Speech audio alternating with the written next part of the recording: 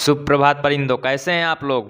आपको मैंने पिछले वीडियो में बताया था कि हम लोग नेक्स्ट क्लास से रस मतलब हिंदी की क्लास करेंगे और बेहतर से बेहतर तरीके से सीखेंगे। मैंने आप लोगों से कहा भी था कि आप लोग अपने दोस्तों को ज़रूर से ज़रूर शेयर कर दीजिए वीडियो, ताकि हम लोग बेहतर से बेहतर सीखें और लोग भी सीखें। तो आज हम लोग हिंदी की क्लास में पढ़ेंगे रस। आप रस रस कितने हैं, कितने होते हैं, आपको कितना पढ़ना है। आपको कम से कम मतलब आपका जितना सिलेबस है बेहतर से बेहतर तरीके से सीखना है उसको। और केवल 20 मिनट समय दीजिए आप लोग, और फिर घर में एक बार रिवीजन कीजिए। पूरा एकदम रस क्लियर हो जाएगा। कहीं जाने की ज़रूरत नहीं है, कहीं इधर उधर वीडियो देखने की ज़रूरत नहीं है। बस आपको 20 मिनट में रस क्लियर। 4 नंबर आपके कहीं नहीं जाने वाले। रस 4 नंबर का पूछता है, तो रस आपको 4 नंबर क्लियर करा देंगे। 2 ही रस हैं आपके सिलेबस में। तो पहले आप समझ लीजिए रस। रस आपको वैसे तो 11 प्रकार के होते हैं, लेकिन आपको केवल 2 पढ़ने। कौन कौन से? हास्य रस और करुण रस। तो पहले हम आप लोगों को ये रस की परिभाषा बता देते हैं कि रस है क्या। रस एक प्रकार से क्या है? आनंद। आनंद भाई, जिससे हमें आनंद मिलता है वही रस है। तो इस हम परिभाषा क्या देंगे कि काव्य से जिस आनंद की अनुभूति होती है। क्या होता है? काव्य से जिस आनंद की अनुभूति होती है वही क्या कहलाता है? हमारा रस कहलाता है। और कितने प्रकार के होते हैं? वैसे तो 11 प्रकार के होते हैं, लेकिन हमें केवल 2 ही पढ़ने हैं। कौन कौन से? हास्य रस और करुण रस। तो और सबसे पहले जानना होगा इसे, मतलब रस के बारे में बताया किसने था सबसे पहले। यह भी प्रश्न आपका 1 नंबर में कभी कभी पूछता है कि सबसे पहले रस की निष्पत्ति जब हुई तो किसने बताया। तो बताया था आचार्य भरत मुनि ने। किसने? आचार्य भरत मुनि।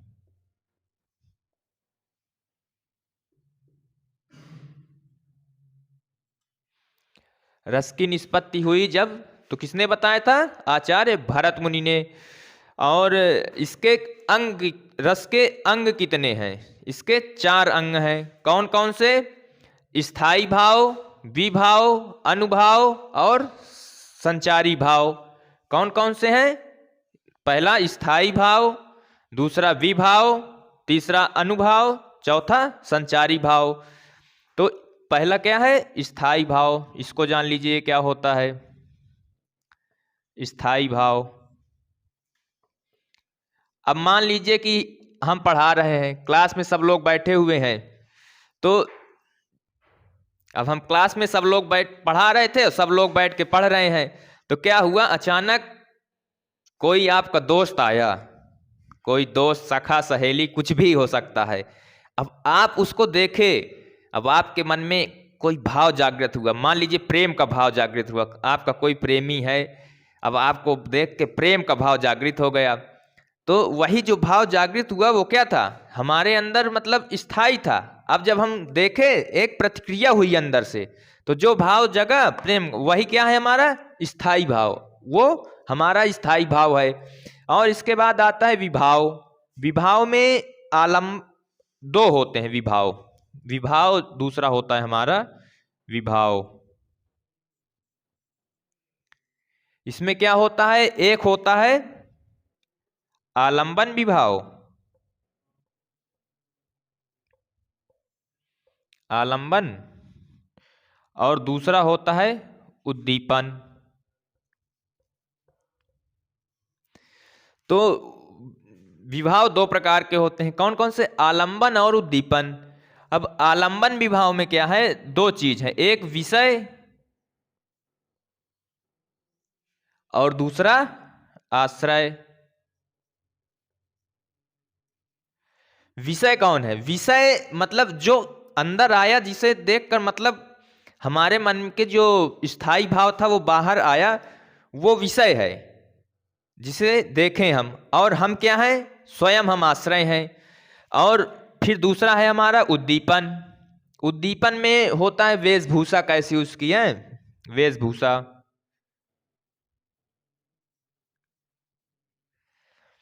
वेशभूषा हो गई। इसके बाद आपका होता है अनुभाव। अनुभाव में होता क्या है कि आश्रय जो है, जो हम है, हमारी प्रतिक्रिया क्या है। हम देखें हमारे अंदर भाव, तो फिर कुछ ना कुछ हम हरकत करेंगे जरूर। तो जो हरकत हम करेंगे वही हमारी प्रतिक्रिया है ना। देख के उसको मुस्कुराए या कुछ किए जो भी है ना, तो वो हमारी प्रतिक्रिया है। अनुभाव के बाद संचारी भाव। संचारी भाव का मतलब ये होता है कि जैसे मान लीजिए हम देखे, आप देखे और इसके बाद मुस्कुराए, फिर कुछ देर बाद क्या हुआ, अचानक सर आ गए क्लास में, और जैसे सर आए आप लोगों ने जो है, आप लोग सम्मान के लिए खड़े होते हैं, गुड मॉर्निंग जो भी होता है आप बोलते हैं। अब सर आए, अब आपके अंदर मतलब जो भाव था वो खत्म, अब सर पढ़ाने लगे, अब आपको वहां से ध्यान गए, आप पढ़ाई पे ध्यान देने लगे। तो क्या हुआ, वो भाव खत्म हो गया। कितने तो क्या हुआ कि थोड़ी देर के लिए आया, तो वो होता है हमारा संचारी भाव। तो मैं आप लोगों को बता देता हूं, तीसरा है आपका अनुभाव। अनुभाव में होता है कि आश्रय की प्रतिक्रिया।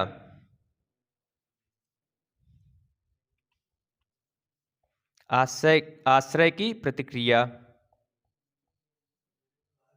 और संचारी भाव का मतलब चौथा होता है संचारी भाव। चौथा आपका होता है संचारी भाव। इसका मतलब मैंने बताया था कि ये कुछ समय के लिए आता है।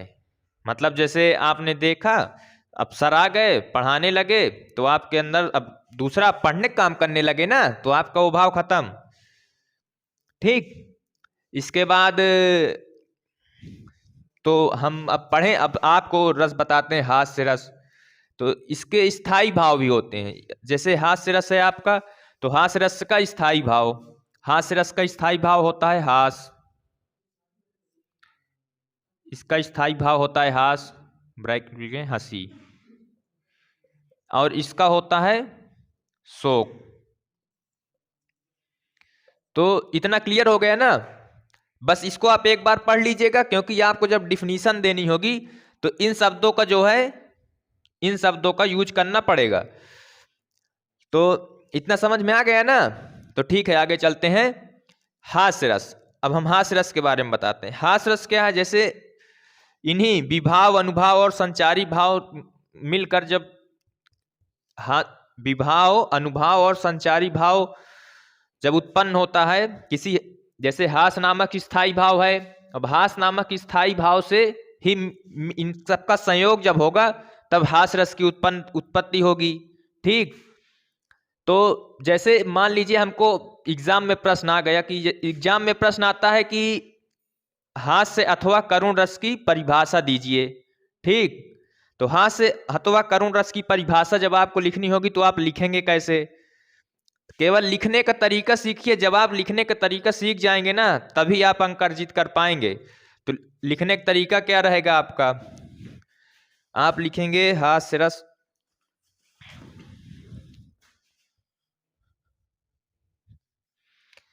लिखने का तरीका जानना बहुत जरूरी है।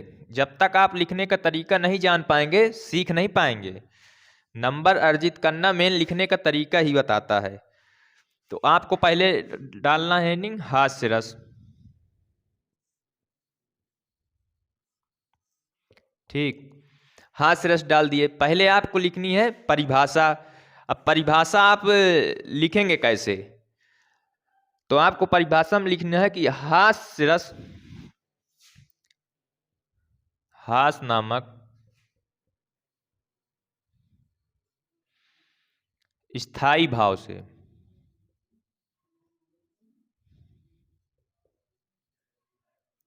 हास नामक स्थायी भाव से क्या है, हमने बताया ना कि हास्य का स्थायी भाव क्या है, हास्य रस का हास। तो जब हास्य रस का स्थायी भाव हास है, तो इसी हास में स्थायी भाव से क्या है, हमने बीच में बताया था ना, अनुभाव,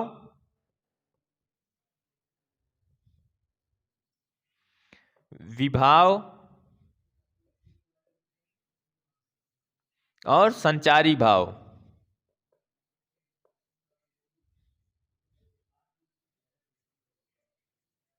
से संयुक्त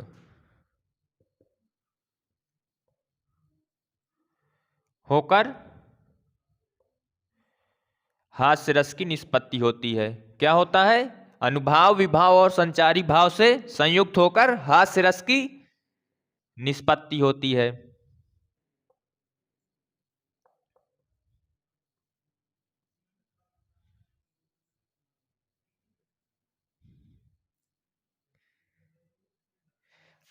ठीक, बस इतनी डिफिनीशन आपको लिखनी है। इसके बाद उदाहरण पूछता है।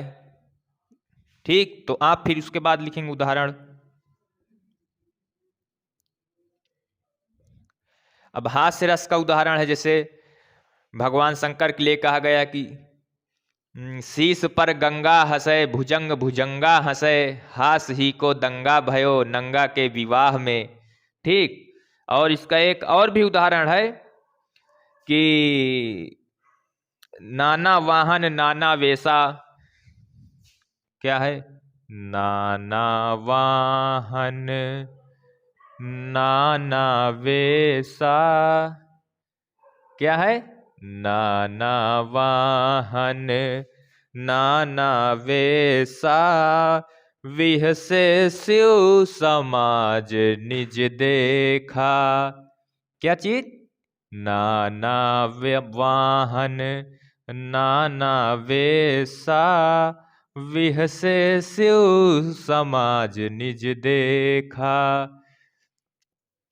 जब शंकर जी की बारात जा रही थी ना, तो नाना वाहन मेर में मतलब कई प्रकार के वाहन अजीब अजीब से, क्योंकि उनकी सभा तो भूतों विचित्र लोगों से थी, तो उसमें विशेष प्रकार के कई प्रकार के वाहन, सब अलग अलग वेशभूषा के लोग दिख रहे थे।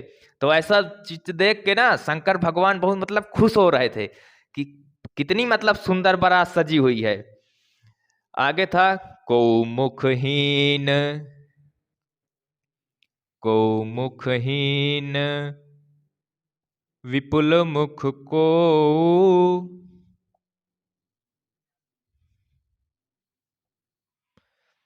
को मुखहीन विपुल मुख को, बिनु पद कर को बहुपद बाहु। हाँ, तो हमने आपको बताया। उसके बाद क्या लिखना है? उदाहरण। उदाहरण में ये शंकर जी के विवाह का उदाहरण है।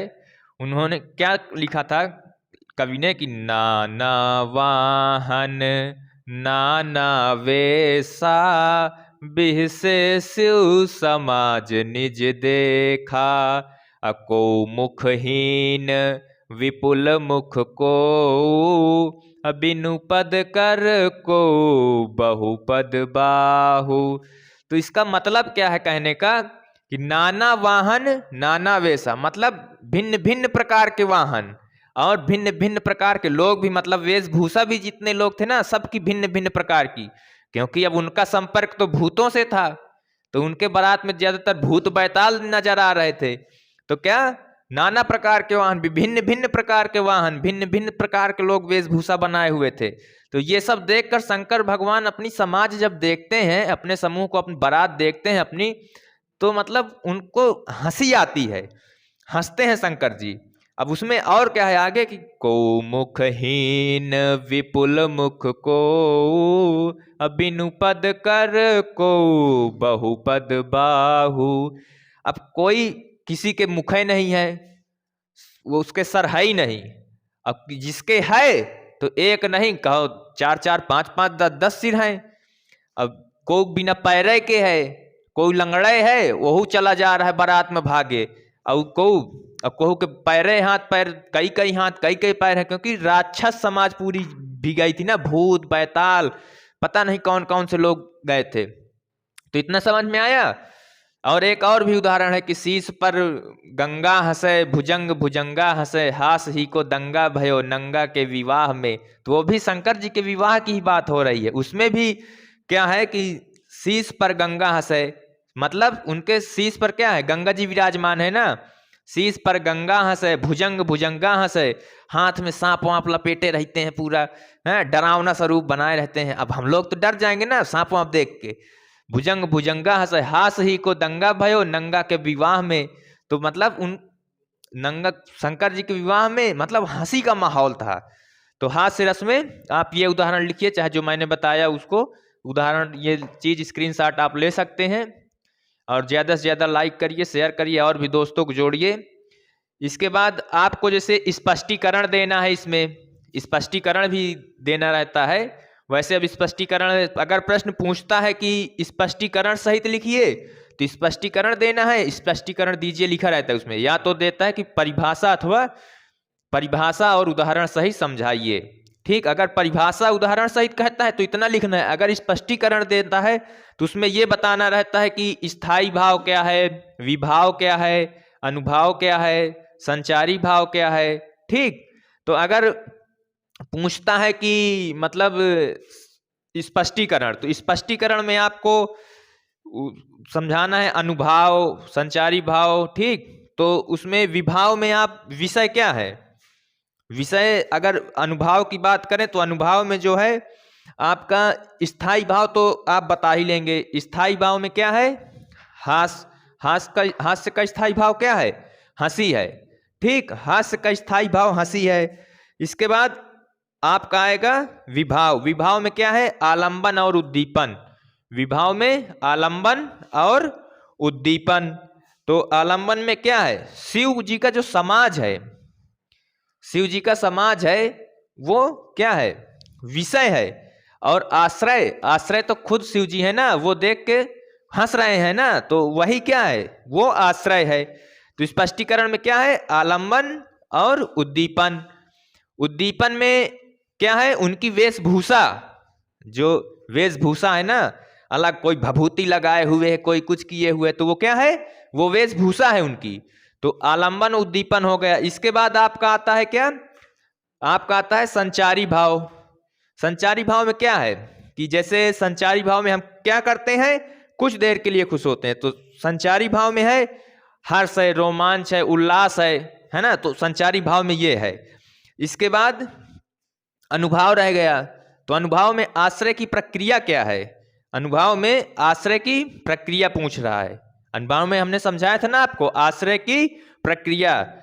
तो आश्रय प्रक्रिया क्या है, आश्रय कौन है, शिव जी है ना, तो शिव जी का हंसना, क्योंकि वो हंस रहे थे जब देखा उन्होंने बारात में कि मतलब इतने विचित्र विचित्र तरह के लोग आए हैं बाराती, तो वो हंसने लगे। तो वही उनकी हंसने की प्रक्रिया जो है वही आश्रय की प्रक्रिया है। तो क्या है, वहां आप लिखेंगे शिव जी का हंसना। ठीक, इतना क्लियर हो गया। इसके बाद आपका आता है करुण रस। क्या आता है, करुण रस।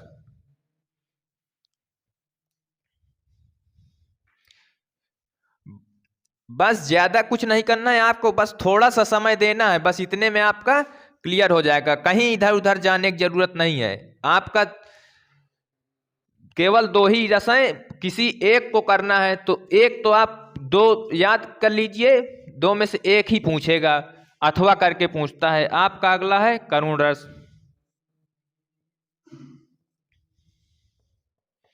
अब यह है आपका करुण रस।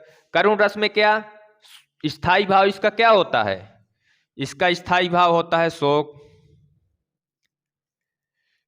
स्थायी भाव शोक। तो अब इसमें भी वही परिभाषा, केवल कुछ नहीं, वहां जो हमने बताया था, क्या बताया था कि हास नामक स्थायी भाव से संचारी भाव, अनुभाव, विभाव मिलकर जो मतलब उत्पन्न होता है हमारे अंदर से, क्या स्थायी भाव जो उत्पन्न होता है वही क्या, हास, वही रस की निष्पत्ति होती है। तो वहां हास की जगह आपको शोक कर देना है कि शोक नामक स्थायी भाव से, बाकी डेफिनेशन सेम है आपकी। ठीक, इसके बाद इसका उदाहरण, करुण रस का उदाहरण क्या है, देख सुदामा की दीन दशा, देख सुदामा की दीन दशा,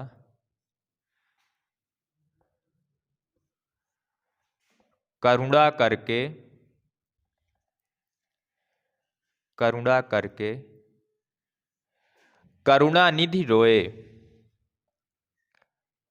करुणानिधि रोए। क्या है? देख सुदामा की दीन दशा, करुणा करके करुणानिधि रोए। अब पानी परात को,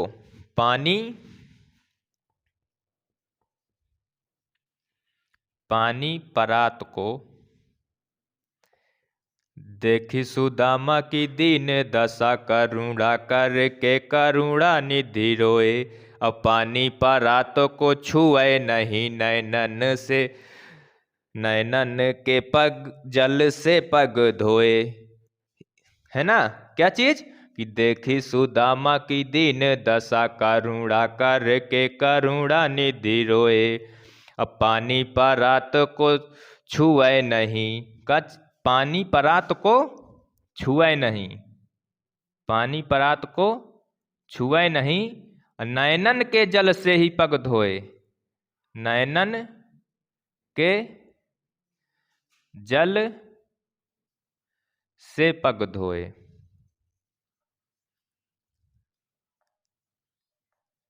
समझ में आया किसकी बात हो रही है? करुणानिधि भगवान श्री कृष्ण।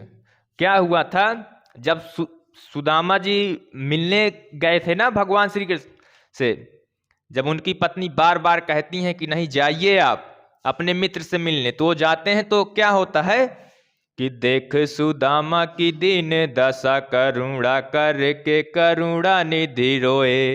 अब पानी परात को छुए नहीं, नैनन के जल से पग धोए। तो क्या हुआ था कि सुदामा की दीन दशा मतलब इतनी स्थिति खराब थी कि उनकी स्थिति देख के भगवान श्री कृष्ण के आंखों में आंसू आ जाते हैं। होता क्या है कि उन्हीं आंसुओं से उन्होंने, पानी की आवश्यकता नहीं पड़ी, उन्हीं आंसुओं से उनके पैरों को धुल दिया। ठीक? तो क्या भगवान श्री कृष्ण इतने दुखी होते हैं अपने मित्र की स्थिति देख के कि उनको आंसू आ जाते हैं। ठीक? तो इसमें भी आपको वही स्पष्टीकरण जब देना रहेगा तो आप यहां लिखेंगे स्पष्टीकरण।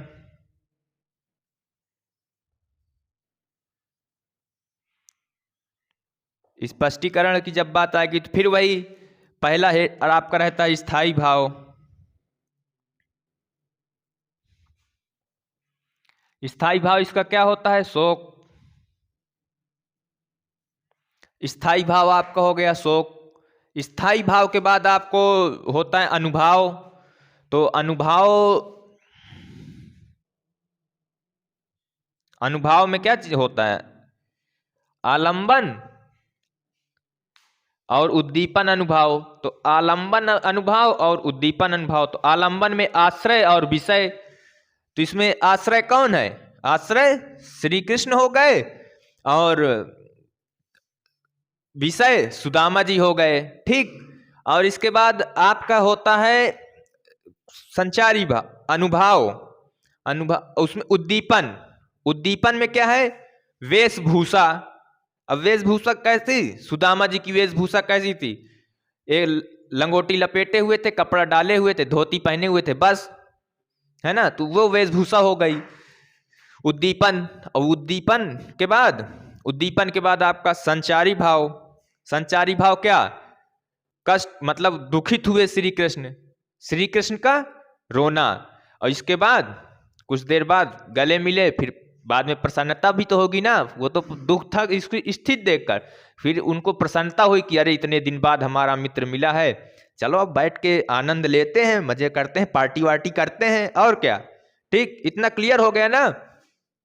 अब इसको आप केवल एक बार रिवीजन कर लीजिएगा, बस उतना पर्याप्त है। आपका रस कहीं नहीं गया, कहीं भागने की जरूरत नहीं है। और हाँ, ज्यादा से ज्यादा लाइक करें, शेयर करें, अपने दोस्तों को बताएं, वो लोग भी सीखें बेहतर से बेहतर तरीके से। इसके बाद आप लोगों को अगली क्लास में हम लोग छंद पढ़ाएंगे। ठीक? और ख्याल रखिए आप लोग ज्यादा बाहर मत घूमिए, टहलिए। ठीक?